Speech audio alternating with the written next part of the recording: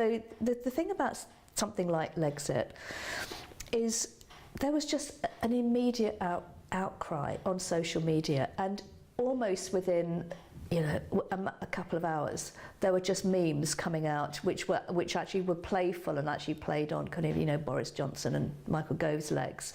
So I think that what you see now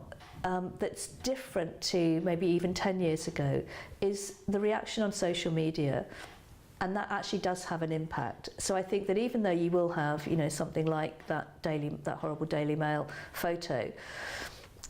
people, I think that was just an own goal by the Daily Mail, because maybe that raised a bit of a laugh with some of their readers, but actually there was quite a lot of public disgust with that photo. So I think that you will still get, particularly the right-wing press or the right-leaning press, the tabloid press, tabloid media, because actually this is all really online. You will still get those examples, but they're far less frequent. What's more frequent, I think, is the more subtle undermining, and the more subtle undermining for me is about the absence of women's political voice. So a lot of my work bizarrely has looked at the absences, where women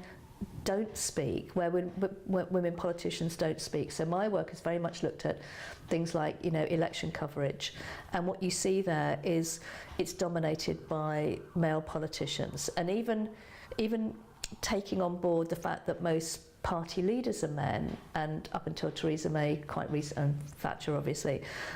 most prime ministers and presidents are men. Even putting that to one side, there is women politicians are much less visible within campaign discourse. So I would argue that part of the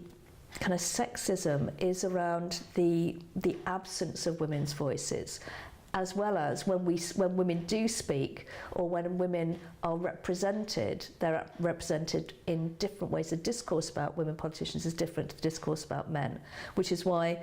it's now, I think, really important to look at other kind of media sources, and particularly to look at the way in which women and men politicians choose to frame their own messages through things like social media, what they tweet about, what they put on their Facebook pages, as a kind of corrective of actually trying to find a way to talk to the public in ways which are unmediated by mainstream media.